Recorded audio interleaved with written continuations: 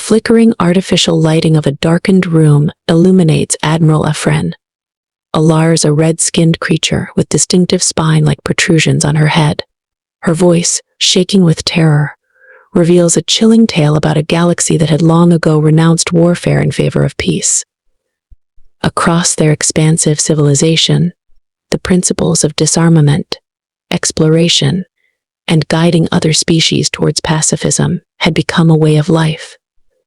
This peaceful existence was irrevocably shattered when they discovered humanity within System 268 billion, a system now ominously referred to as the SA system. Admiral Efren describes humanity as uniquely self-destructive, their entire planet engulfed in a global conflict they called the Second World War. Despite witnessing the atrocities of this abomination, as the aliens called it, this peaceful interstellar civilization still believed change was possible.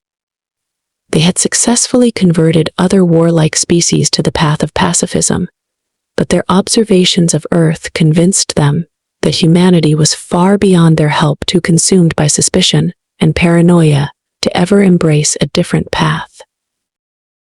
In the decades following that grim encounter, members of the galactic community ventured back to Earth. What they found was a species spiraling further into destructive tendencies. Proxy wars tore nations apart, the constant threat of nuclear annihilation hung ominously in the air, and the hostile reactions of humanity to potential extraterrestrial life cemented their decision to isolate Earth.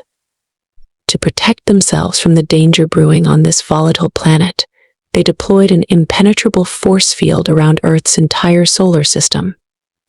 Asteroids and probes were allowed passage to foster the illusion that humanity was alone, while the rest of the galaxy silently hoped that humanity would destroy itself. But human resilience and adaptability defied expectations. Within a mere century, Earth's inhabitants colonized their solar system and were rapidly progressing toward faster-than-light FTL travel. Analysts attributed this explosive technological advancement to a uniquely human trait, an evolutionary focus on intelligence, even at the cost of shorter lifespans and bizarre sleep cycles. Tragedy struck when humanity's first FTL vessel unwittingly crashed into the force field, sparking fear and confusion across a galaxy that had long enjoyed peace. For the first time in a millennium, this harmonious multi-species civilization began military preparations. They hoped their overwhelming numbers would dissuade any aggression from humanity, but as time wore on, it became horrifyingly clear that any form of peaceful communication would be impossible. Their communication methods, rooted in gas release and subtle variations in air currents, were utterly unintelligible to humans and vice versa.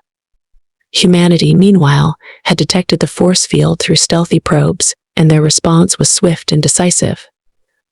Launching a preemptive strike with a massive fleet, they utilized the very same technologies intended to contain them, modified into devastating weapons.